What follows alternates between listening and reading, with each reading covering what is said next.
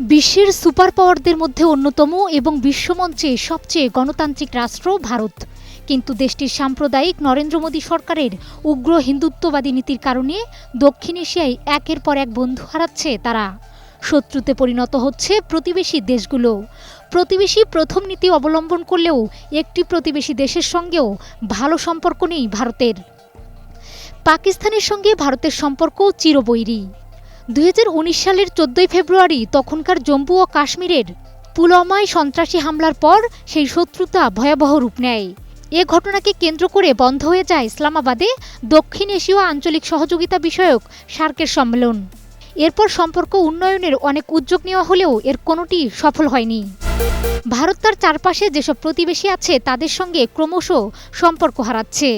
এর একটি উৎকৃষ্ট উদাহরণ হলো মালদ্বীপ, যেখানে গত প্রেসিডেন্ট নির্বাচনে ইন্ডিয়া আউট ইস্যুতে প্রচারণা চালিয়ে নির্বাচিত হয়েছেন মোহাম্মদ মইজু। নির্বাচিত হওয়ার পর তার দেশ থেকে ভারতীয় সেনাদের প্রত্যাহার করে নেওয়ার আলটিমেটাম দেন।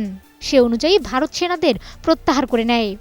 মালদ্বীপের সঙ্গে ভারত বা ভারতের সঙ্গে মালদ্বীপ এখনও সম্পর্ক ধরে রাখলেও মালদ্বীপের সেই নির্বাচন আঞ্চলিক ক্ষেত্রে ভারতের ঝুঁকিপূর্ণ অবস্থানকেই তুলে ধরে। একমাত্র ওয়ালটন এসি দিচ্ছে 1 বছরের রিপ্লেসমেন্ট গ্যারান্টি। মালদ্বীপের মতো একই কথা প্রযোজ্য শ্রীলঙ্কার ক্ষেত্রে। দীর্ঘদিন ধরে পক প্রণালীতে অবস্থিত কাটাসি থিবু দ্বীপ ভারত ও শ্রীলঙ্কার মধ্যে বিরোধের কেন্দ্রবিন্দুতে রয়েছে। 1970-এর দশকে এই দ্বীপটি শ্রীলঙ্কার কাছে হস্তান্তর করা হলেও এখন পর্যন্ত তা উত্তেজনার একটি ইস্যু হয়ে আছে। শুধু এটিই নয়, শ্রীলঙ্কায় চীনের ক্রমবর্ধমান উপস্থিতি তাদের সঙ্গে ভারতের সম্পর্ককে আরও জটিল করে তুলেছে। এ দুটি ইস্যুই দিল্লিকে উদ্বিগ্ন করে তুলেছে। ভারতের ঘনিষ্ঠ বন্ধু হিসাবে দেখা হয় নেপালকে। নেপালে যে পরিমাণ পণ্য আমদানি হয় তার মধ্যে 3 ভাগের 2 ভাগে যায় ভারত থেকে। কিন্তু ধারাবাহিক রাজনৈতিক ও অর্থনৈতিক ভুল পদক্ষেপ নেওয়ার কারণে ভারতের সঙ্গে তাদের সম্পর্কের অবনতি ঘটে।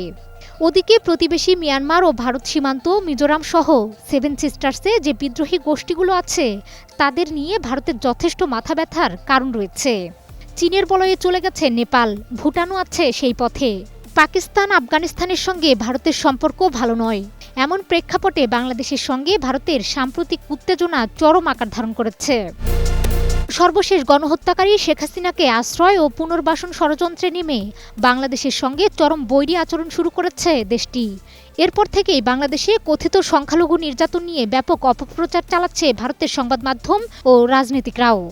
এ নিয়ে ঘরে বাইরে ব্যাপক সমালোচনার মুখে পড়েছে মোদী সরকার। সচেতন ভারতীয়দের মধ্যেও এ নিয়ে ব্যাপক ক্ষোভ দেখা দিয়েছে।